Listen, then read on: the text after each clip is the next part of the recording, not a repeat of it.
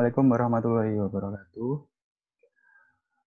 Kami di sini akan menjelaskan tentang poster paper dari skripsi kami yang berjudul Aplikasi Ekstrak Antosianin Ketan Hitam sebagai Antioksidan dalam Sabun. Perkenalkan, nama kami, saya William Rahwanu, NIM 54. Dan saya Tria Yusnita Utari, NIM 51. Dengan pembimbing Yuni Kurniati, STMT, dan Umala Hayati Nasution, STMT. Untuk yang pertama, kami akan menjelaskan tentang abstrak dari penelitian kami atau review jurnal kami, yaitu antioksidan memiliki banyak manfaat dalam tubuh. Di antaranya adalah dapat mencegah proses oksidasi, dan antioksidan terdapat pada berbagai jenis tanaman. Salah satunya adalah ketan hitam. Pada ketan hitam sendiri memiliki pigmen warna pada lapisan luar yang dilapisi oleh antosianin yang mengandung antioksidan dan sebagai penangkal radikal bebas. Dan radikal bebas ini berperan aktif dalam pencegahan beberapa penyakit degeneratif. Untuk penelitian ini bertujuan untuk mengetahui gambaran aktivitas antioksidan dari ekstrak ketan hitam dengan menggunakan parut etanol, metanol, aseton, serta lama waktu ekstraksi selama 2, 4, dan 8 jam. Kemudian dilakukan analisa aktivitas antioksidan menggunakan metode DPPH. Kemudian berdasarkan hasil penelitian sebelumnya yang menggunakan metode DPPH didapatkan bahwa adanya aktivitas penangkal radikal bebas pada ekstrak ketan hitam. Nah, yang melatar belakangi penelitian atau review jurnal kami yaitu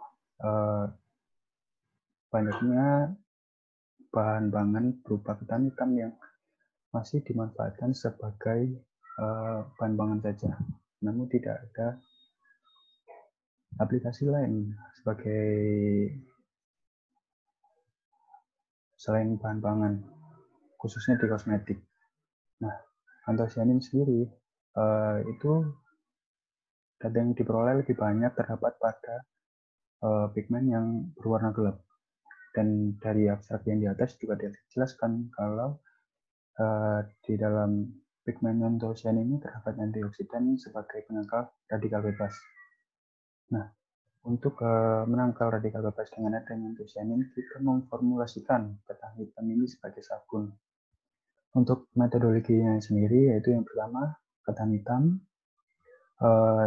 dipreparasi, kemudian masuk ke tahap maserasi dengan menggunakan pelarut berupa metanol, etanol, dan aseton.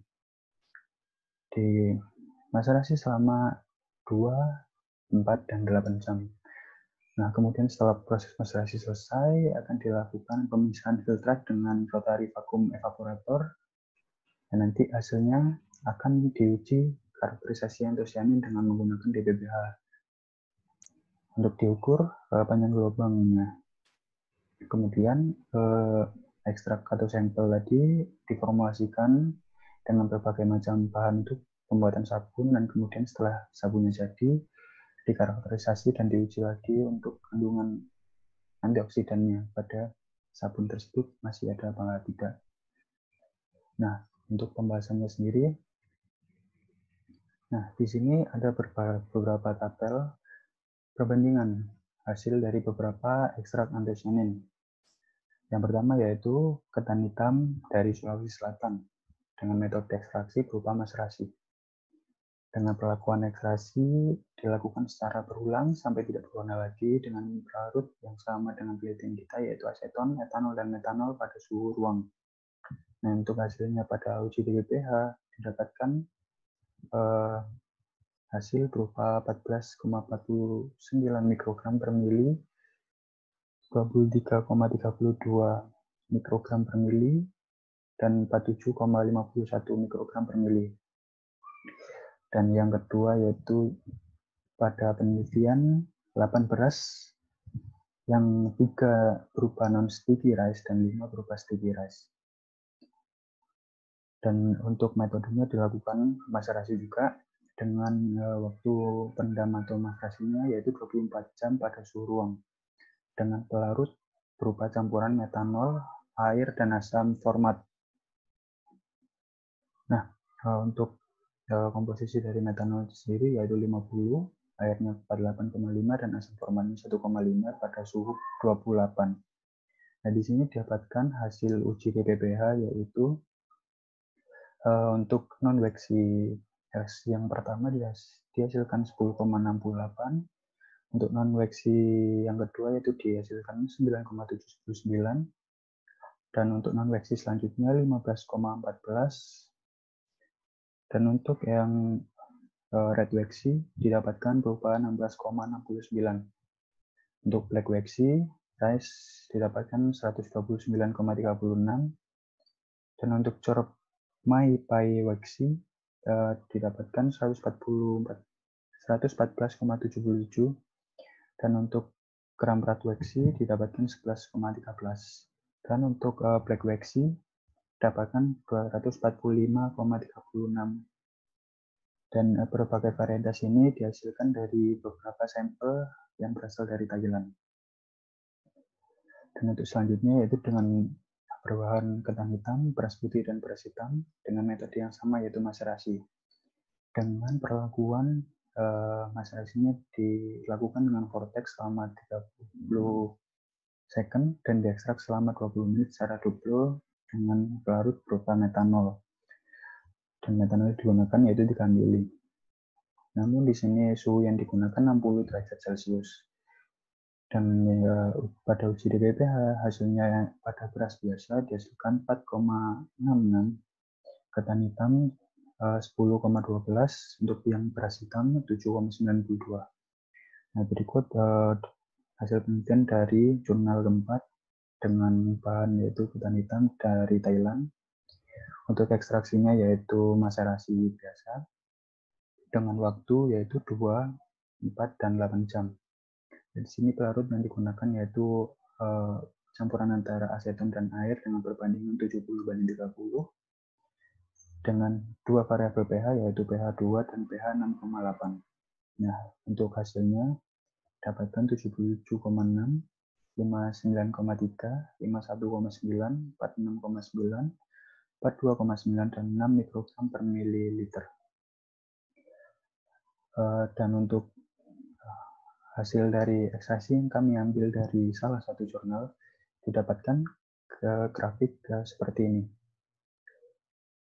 Untuk perbandingan persen yield dan total anthocyanin content yang ada pada ketan hitam pada masing-masing pelarut, yaitu untuk persen yield yang digunakan pelarut metanol sebesar 2,29, dan untuk etanol yaitu 2,259, sedangkan aseton 2,69.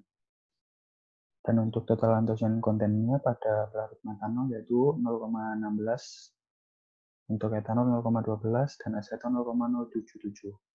Dan untuk nilai aktivitas antioksidan yang didapat pada jurnal yang sama yaitu metanol dengan nilai yang paling tinggi dengan 47,51 mikrogram per mililiter. Nah, di sini kita dapat hasil pembahasan yaitu berupa hasil ekstraksi dengan variabel pelarut metanol memiliki persen yield yang tidak terlalu tinggi jika dibandingkan dengan pelarut aseton maupun hasil total anthocyanin kontennya. Tapi jika diukur dengan absorbansinya memiliki nilai yang paling tinggi, dan untuk hasil uji aktivitas antioksidan juga paling baik pada pelarut dengan menggunakan metanol.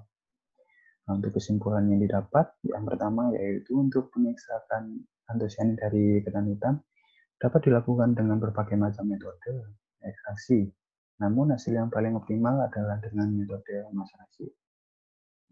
Yang kedua, hasil ekstraksi dengan menggunakan pelarut metanol mendapatkan total anthocyanin yang lebih tinggi dibandingkan dengan pelarut lainnya. Yang ketiga, pengujian aktivitas antioksidan dilakukan dengan metode DPPH yang berguna menghitung absorbansi dengan bantuan spektrofotometri. Dan progres selanjutnya yang akan kami lakukan yaitu aplikasi atau formulasi ekstrak anthocyanin yang sudah dikarakterisasi sebagai sabun dan diuji lagi aktivitas antioksidannya dalam sabun tersebut bagaimana menggunakan metode yang sama untuk pengujian sebelumnya. Nah, baik. Penjelasan selanjutnya yaitu tentang bisnis model kanvas atau BMC dari penelitian kami yang berjudul aplikasi ekstrak anthocyanin ketan hitam sebagai antioksidan dalam sabun. Terdapat 9 kunci, diantaranya yaitu key partner. Key partner di penelitian kami identik dengan siapa mitra dalam penelitian kami. Jadi ada supplier bahan baku, itu didapatkan dari pedagang pasar untuk menyuplai bahan baku utama kami dan bahan kimia dari CV Aloin Labora.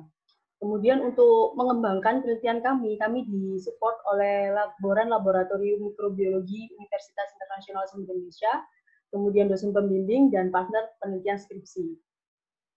Kemudian key activity, di mana aktivitas kunci di penelitian kami identik dengan kegiatan apa saja yang kami lakukan dalam penelitian kami. Yaitu yang pertama adalah menentukan proses ekstraksi, menentukan pelarut, prosedur dan analisa penelitian, menentukan prosedur pembuatan sabun, review jurnal, pengumpulan data, dan penarikan kesimpulan. Kemudian value proposition. Penelitian ini identik dengan apa yang membedakan penelitian kami dengan penelitian sebelumnya. Jadi untuk mengetahui aktivitas antioksidan dari ekstrak agar dapat diaplikasikan untuk proses pembuatan sabun yang bisa dimanfaatkan oleh masyarakat. Jadi untuk pembaruannya adalah pengaplikasian dari ekstrak ketan hitam untuk diaplikasikan dalam pembuatan sabun. Cost structure, di mana identik dengan biaya yang dikeluarkan dalam penelitian kami atau estimasi anggaran penelitian. Jadi ada biaya yang bahan habis pakai seperti bahan baku, bahan kimia, dan lain-lain sebesar Rp608.000, kemudian biaya peralatan penunjang sebesar Rp164.000, biaya uji karakterisasi sebesar Rp150.000, dan biaya untuk pengembangan sebesar Rp375.000. Kemudian customer relationship, identik dengan apa? Keuntungan jika ada yang menggunakan hasil penelitian kami. Jadi masyarakat, keuntungan dari penelitian kami, masyarakat dapat memanfaatkan prosedur pembuatan sabun yang mengandung antioksidan secara sederhana. Kemudian key research, yaitu identik dengan bagaimana kamu bisa dapatkan tema penelitian ini dan mengapa memilih penelitian ini. Jadi kami mengembangkan penelitian terdahulu, di mana penelitian terdahulu hanya mengidentifikasi adanya kadar antioksidan di dalam ketan hitam. Dan untuk pembaruannya kami aplikasikan ke dalam sabun. Dan kami memanfaatkan bahan pangan yang mudah didapatkan. Jadi masyarakat bisa mendapatkan bahan baku utama beras ketan hitam secara mudah karena sumber daya alam yang melimpah. Kemudian channel. Distribusi channel di penelitian lebih ke arah apa? Akan dipublikasikan dengan bagaimana, outputnya itu seperti apa. Jadi nanti akan dipublikasikan dalam bentuk ilmiah, dicetak sebagai arsip dokumen skripsi, dan di-share ke media online seperti Instagram, YouTube, dan lain-lain. Kemudian revenue stream. Identik dengan apa mungkin ada spin-off dari hasil penelitian kami. Jadi masyarakat dapat mengetahui prosedur pembuatan sabun yang berbasis organik dan mengandung kadar antioksidan. Dan yang terakhir yaitu customer segment. Jadi di dalam customer segment ini lebih ke arah siapa yang akan menggunakan penelitian kami, atau jika ada produk, siapa yang akan menggunakan produk ini. Jadi nanti produk dan hasil dari penelitian kami itu akan digunakan oleh semua masyarakat, kalangan semua masyarakat. Sekian bisnis model kanvas yang saya jelaskan dalam penelitian kami. Kurang lebihnya mohon maaf.